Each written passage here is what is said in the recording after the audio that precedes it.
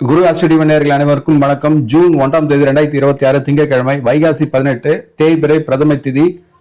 துலாம், விருச்சிகம், தனுசு 3 ராசிக்கான தினப்பலன். துலா ராசிக்காரர்களுக்கு உங்க ராசியில் இந்த 2ஆம் இடத்துல சந்திரன் நீச்சமாகி விருச்சிகத்துல இருக்கின்றது. அது புதனின் கேட்ட நட்சத்திரத்தில் அமர்ந்திருக்கின்றது.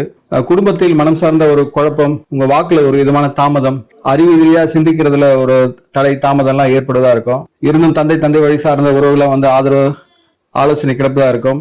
8ல சூரியன் இருக்கிறதுனால அரசு தொடர்புடைய விஷயங்கள்லாம் கொஞ்சம் காலதாமதம் கொண்டு ஆகும். ஏன்னா சனி 3ஆம் பார்வை 8ஆம் இடத்துல சூரியனை பார்ப்பதால் உங்களுக்கு கோபம் இதெல்லாம் கொஞ்சம் ஆளுமையான விஷயங்கள்லாம் கொஞ்சம் எதிர்மறையா உங்களுக்கு பிரச்சனை உண்டாக்குறதா இருக்கும்.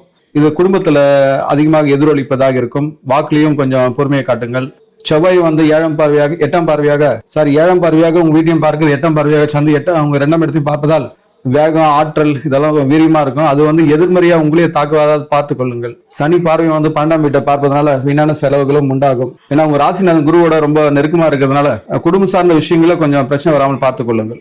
அதிர்ஷ்ட நிறம் வெள்ளை, அதிர்ஷ்ட எண் 6, அதிர்ஷ்ட திசை தென்கிழக்கு. விருச்சிக ராசிக்காரர்களுக்கு சந்திரன் உங்க ராசியிலே கேட்ட நட்சத்திரத்தில் அமர்ந்திருக்கின்றது. சந்திரன் உங்க ராசியிலிருந்து ஒரு நீச்சம், உடலாலும் மனதளவில் ஒரு விதமான தோல்வி, அறிவு ரீதியாக அதிகப்படியாக சிந்திக்காதீர்கள். இருந்து குடும்பத்துல ஒரு விதமான சந்தோஷம் இருக்கும். அது குடும்ப ஆதரவு உங்களுக்கு கிடைப்பதா இருக்கும். அறிவு ரீதியான ஒரு வார்த்தைகள் உங்க இருந்து வெளிப்படும். குழந்தைகள் விஷயத்துல கொஞ்சம் கவனம் எடுத்துக்கொள்ளுங்க. பஞ்சம சனி, குழந்தைகிட்ட கொஞ்சம் கடுமையை காட்டாதீர்கள்.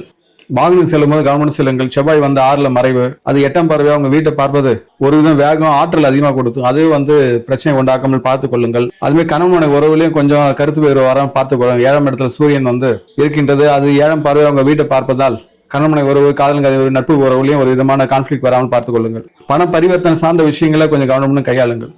அதிர்ஷ்ட நிறம் வெள்ளை, அதிர்ஷ்ட எண் 2, அதிர்ஷ்ட திசை வடமேற்கு. தனுசு ராசிக்காரர்களுக்கு ஒரு ராசியில் 12ஆம் இடத்துல சந்திரன் புதனின் கேட்ட நட்சத்திரத்தில் அமர்ந்திருக்கின்றது. சந்திரன் விருச்சிகத்துல விரைஸ்தானமா இருக்கிறதா, நீச்சமா இருக்கிறதுனால மனம் சார்ந்த ஒரு அறிவு சார்ந்த ஒரு குழப்பத்தை உண்டாக்குவதாக இருக்கும். சூரியனும் விருச்சிகத்தை பார்க்குது, செவ்வாயும் பார்ப்பதனால ஒரு ஆளுமை, வேகம், ஆற்றல் கொண்டு இருப்பதாக இருக்கும். உங்க வீட்டையும் சனி 10ஆம் பார்வையை பார்ப்பதால அது குடும்பத்திலையும் ஒரு சோகம், மந்தத்தனத்தையே உண்டாக்கும். இதெல்லாம் சேர்ந்து அறிவு ரீதியான ஒரு இதுவும் விரயத்தை உண்டாக்கும். இது சார்ந்த பண விஷயம், டாக்குமெண்டான விஷயங்கள்ல நீங்க ஈடுபட்டீங்கன்னா அதுவும் விரயத்தை கொடுப்பதாக இருக்கும்.